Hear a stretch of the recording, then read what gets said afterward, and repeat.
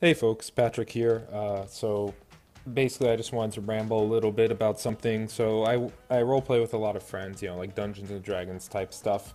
And recently, we've been doing a campaign. We're about to finish up actually on the world that I've been building on my DeviantArt page. It's the one I made the past two videos about. I think I'm gonna, as a side note, try and switch formats because I don't think that's working out well.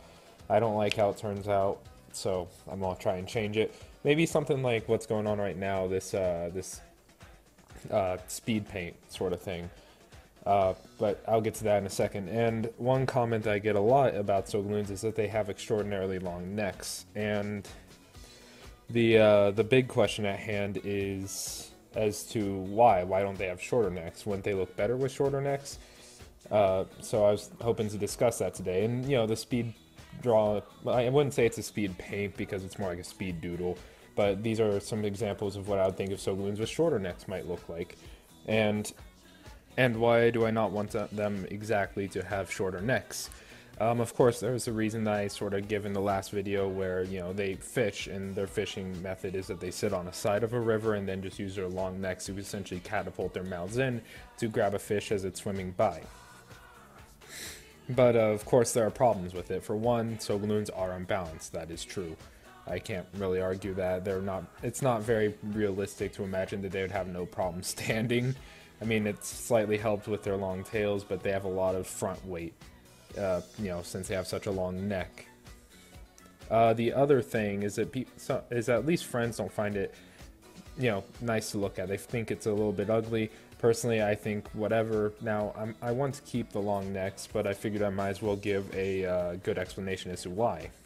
So the primary reason really is related to just because I want them to be a little bit different, right? Because they are lizard folk, something like in the line of just lizard folk. I guess something like kobolds from Dungeons and Dragons, which I really like and I took a lot of inspiration from. And I really sort of want to keep them at least somewhat different. Now, of course, they have the fur that they grow. That's somewhat different, sure, that can definitely be argued. But there's a lot of different types of fictional dragons and such, especially created in recent years that grow fur, grow feathers, all sorts of crazy stuff like that. So it's not really a differentiating factor. Big words, big words. Okay. And I feel like the long necks of the Sogaloons really helps sort of give them at least something of a unique identity amongst all this stuff. There's furry dragons, and there's, very humanoid dragons, and there's dragons that more resemble lizards, and then there's the lizard folk. So to help sort of differentiate it just a little bit, having a long neck sort of helps them stand out. Now, maybe that's just not enough, and maybe it's just not good enough, and some people have said that, especially recently. But, I mean, I still feel as though it's, just about good enough for what I want. If there's other ways I can make them a little more unique from lizard folk, then I'll do it. But at the end of the day, in my opinion, lizard folk are lizard folk. You can't have a lizard that's a person without being a lizard folk. That's just kind of part of the deal. You can't have a lizard guy without them being a lizard folk. Do you catch what I'm saying here? Of the two doodles in the video here, the front view Sogaloon here, it's a little harder to tell about its shorter neck. This is probably my fault since I'm used to drawing them with very long necks, but could also be because the garment it's wearing, the clothes or whatever. I think I would call it a poncho. I mean, I could be wrong. I could be very wrong on that note. But in any situation, the side view one, which will be popping up here relatively soon, around 5 minutes, has a lot better of an illustration of what I'm trying to get at for the shorter neck. And of course, the torso would have to be longer. Both examples have a slightly longer torso to sort of compensate. But of course, one of the big things they'll have to change is they still need to be about the same size, right? They can't just suddenly shrink because they have very kind of circular sort of torsos. They're very short, stubby torsos. Not a whole lot to them because the neck takes up so much of their body length.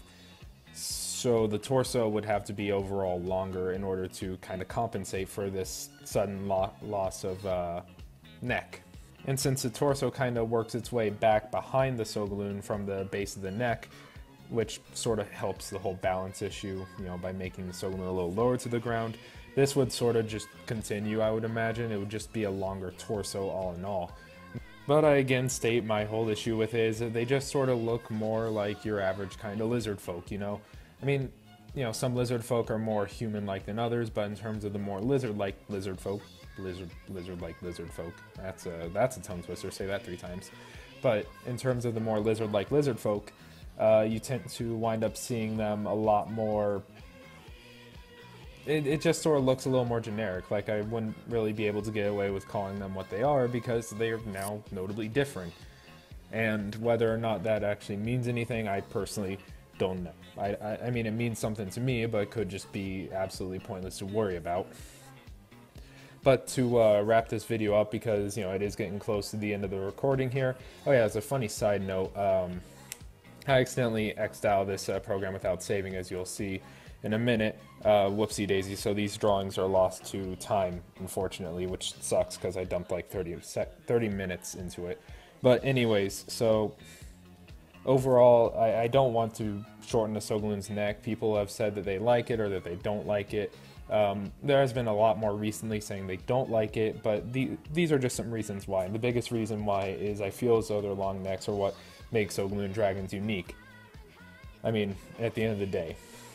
So in any situation, thank you for listening for all this and listening to all my But take care, folks. Goodbye now.